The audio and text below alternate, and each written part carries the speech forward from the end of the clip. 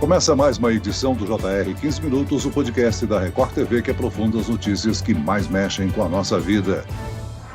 O transplante de medula óssea é a única esperança de cura para muitas doenças do sangue. Mas para que ele aconteça, é preciso que haja compatibilidade entre o doador e o receptor. E no Brasil, a chance de se encontrar alguém com medula compatível é de 1 em cada 100 mil pessoas. Recentemente, o governo federal sancionou uma lei que facilita a localização de doadores cadastrados no Registro Nacional de Doadores de Medula Óssea, o REDOME. Quem necessita de transplante de medula óssea?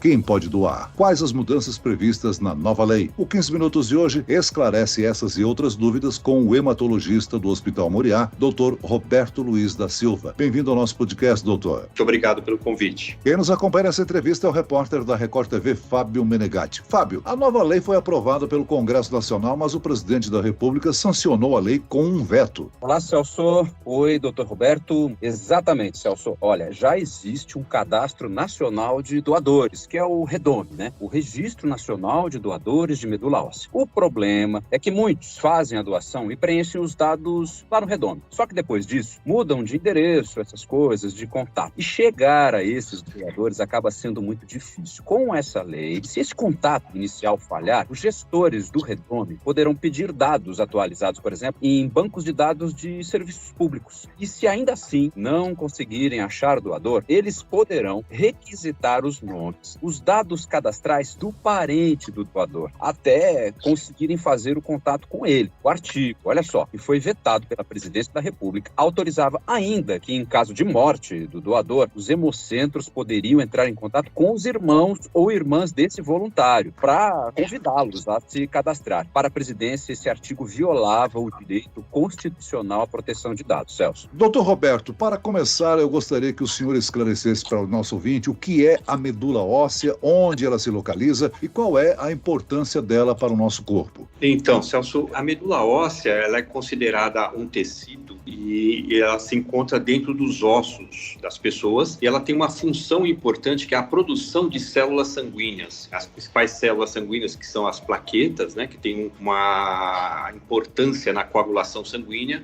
os glóbulos vermelhos que levam oxigênio para todo o corpo e os leucócitos que fazem a defesa do organismo. Agora, quais são as doenças que comprometem a produção normal de células sanguíneas, cujos pacientes podem se beneficiar de um transplante de medula óssea? Existem em torno de 80 doenças e indicações para transplante de medula óssea. São doenças que normalmente acometem a medula óssea, né, ou faz com que essa medula não produza células adequadamente, ou doenças que você tem infiltração na medula óssea, tipo leucemia, linfomas. Então, existem uma série de doenças. E o transplante de medula óssea, mais recentemente, também tem sido utilizado para algumas doenças autoimunes e algumas doenças de fundo imunológico. O senhor citou aí, entre essas doenças, os linfomas, que são um tipo de câncer do sangue. Agora, antes de recorrer ao transplante de medula, essas doenças podem ser tratadas com quimioterapia, radioterapia e imunoterapia, né? O transplante de medula óssea é recomendado só depois de se esgotar esses outros tratamentos? Isso. Normalmente, cada doença, você tem uma indicação. Uma leucemia aguda, por exemplo. Quando você faz o diagnóstico, você sabe se essa doença ela vai ser de alto risco, de risco intermediário ou de baixo risco. E com isso, você já prevê se você vai ou não realizar o transplante de medula óssea. Normalmente, nós realizamos um tratamento prévio com quimioterapia ou imunoterapia e, posteriormente, a depender do risco dessa pessoa recidivar e voltar à doença, você indica o transplante de medula óssea halogênico, onde você substitui o sistema imunológico dessa pessoa por um sistema imunológico sadio. Doutor, como é possível, então, identificar a insuficiência de medula óssea? Surgem sintomas, por exemplo, ao longo da vida ou a condição só é descoberta através de exames? Por exemplo, se eu for fazer um hemograma completo, que é uma coisa que é tão comum para todos nós, pode ser detectado ali já uma pista? Sim. Existem doenças, por exemplo, a aplasia de medula, onde você tem a medula óssea, ela deixa de produzir as células sanguíneas, os glóbulos vermelhos, as plaquetas e os leucócitos que eu citei no início. Então, isso vai aparecer no exame.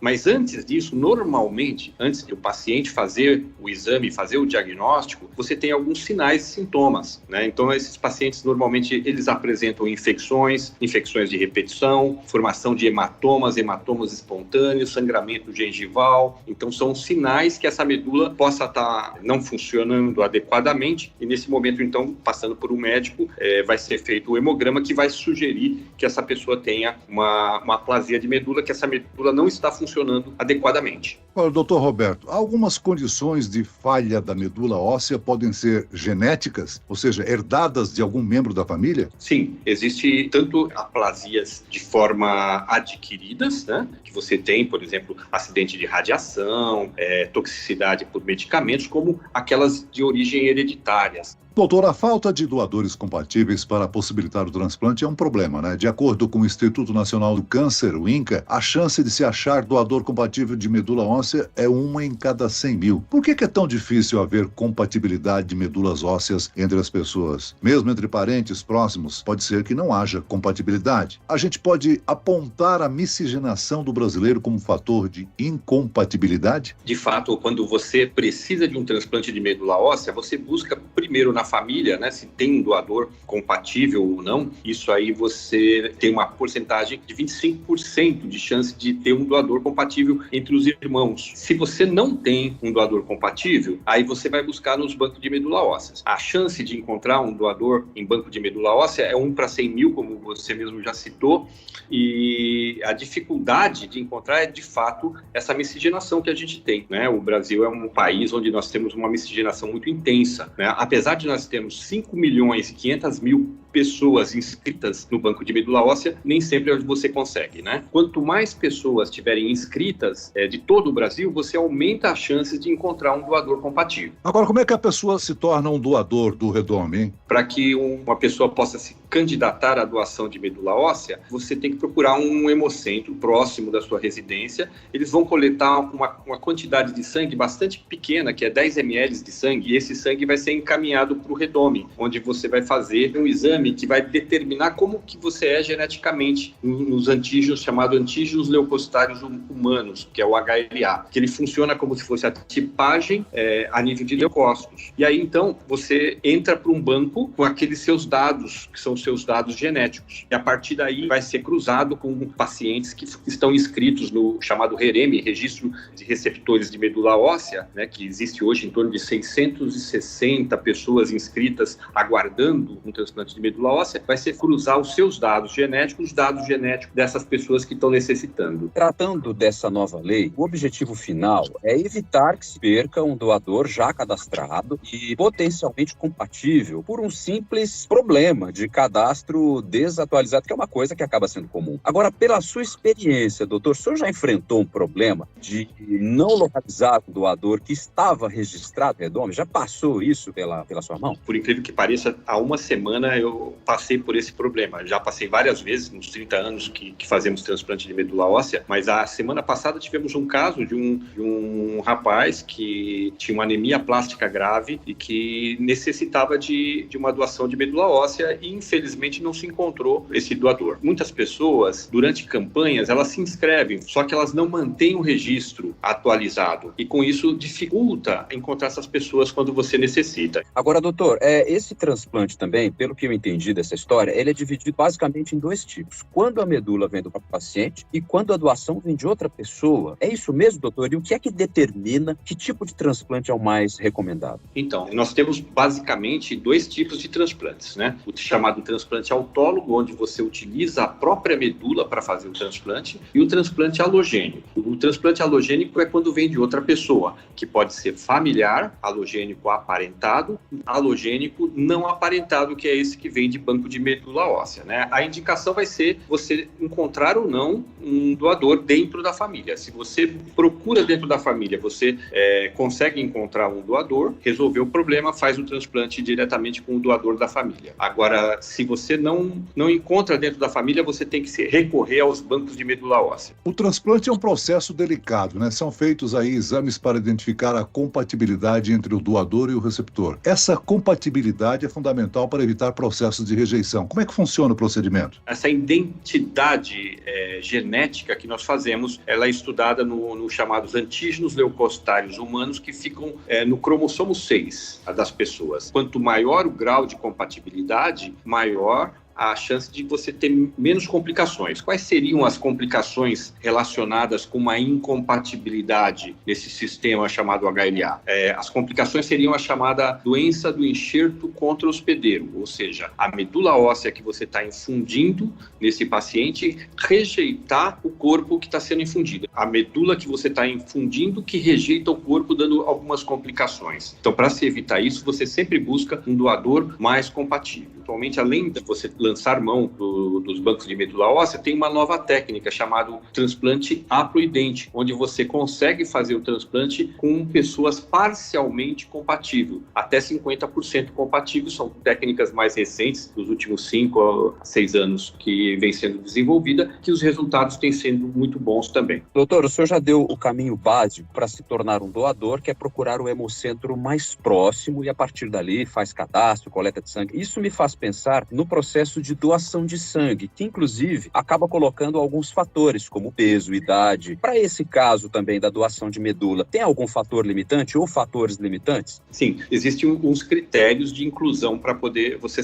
selecionar um doador. A necessidade para doador não aparentado, tá? De banco de medula óssea, que a idade seja entre 18 a 35 anos. São feitos vários exames para você fazer uma avaliação clínica desses pacientes, saber se eles não têm problemas renais, problemas hepáticos, e se faz também sorologias. Precisa saber o histórico desse paciente. Essas sorologias são fundamentais para você afastar doenças infecto-contagiosas, tá? Então, sorologia para hepatite, sorologia para chagas, são vários exames que você faz para selecionar esse doador. Mas também é feita uma avaliação clínica, onde você avalia pessoalmente esses candidatos a doadores para selecionar e não trazer nenhum problema tanto para o doador que está fazendo um ato voluntário, quanto para o paciente que vai receber essa medula óssea. Doutor Roberto, nas últimas décadas tem sido comum algumas pessoas guardarem as chamadas células-tronco quando o bebê nasce. Esse banco de informações ajuda no tratamento dos cânceres de sangue? Sim, essa é uma outra fonte de se obter célula-tronco, né, que é o cordão umbilical. Então, através do cordão umbilical, você também pode fazer um transplante de medula óssea. Tem alguns limites,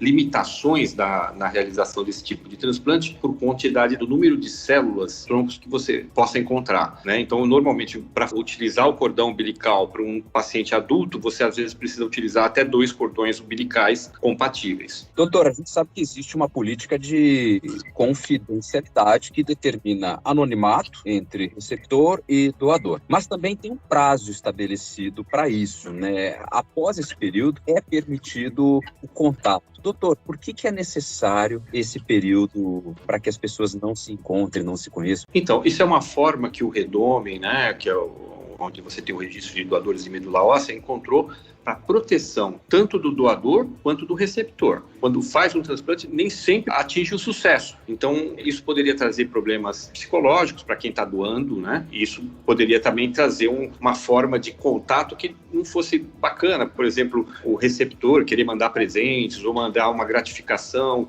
para esse doador. Então, o Redome, ele proíbe, né, num período de 6 meses, que haja contato entre o doador e receptor. Aí, a partir de 6 meses do transplante, quando você já tem aí basicamente um resultado efetivamente bom, você permite que eles troquem contatos, não contato físico. E a partir de 18 meses, o próprio Redome promove o encontro entre o doador e o receptor, e aí eles podem se conhecer se for de vontade do doador e se for de vontade do receptor. Antes de encerrar, doutor Roberto, vamos esclarecer que, ao contrário da doação de órgãos, a doação de medula óssea não exige nenhuma cirurgia, né? Explica para o nosso ouvinte como é que ela é feita, quanto tempo dura e quem doa sente algum efeito na sua saúde? Exatamente, isso é uma confusão bastante grande. Inclusive, tivemos por muito tempo pessoas que evitavam se cadastrar no banco de medulas porque elas tinham medo, confundiam muito a medula espinhal com a medula óssea, né? Então, isso é a primeira coisa, não tem nada a ver a medula óssea com a medula espinhal. A medula é aquele líquido que tem dentro dos ossos e você pode adquirir essas células-tronco por 2 técnicas, através do sangue periférico, e você pode coletar diretamente da medula óssea. Vai depender da indicação médica de cada caso.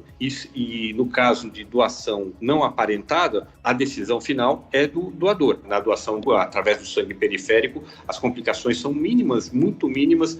No momento da coleta, você pode ter alguns sintomas que o médico já intervém para resolver. E na medula óssea também, às vezes um pouco de dor local nas punções, mas que também rapidamente se resolve com a analgesia e o acompanhamento médico adequado. Muito bem, nós chegamos ao fim desta edição do 15 Minutos. Eu quero aqui agradecer a participação e as informações do hematologista do Hospital Moriá, Roberto Luiz da Silva. Muito obrigado, doutor. Eu que agradeço, obrigado a vocês. E agradeço a presença do repórter da Record TV, Fábio Menegatti. Obrigado, Fábio. Ô, Celso, eu que agradeço. Muito obrigado, doutor. Foi ótimo poder bater esse papo com vocês.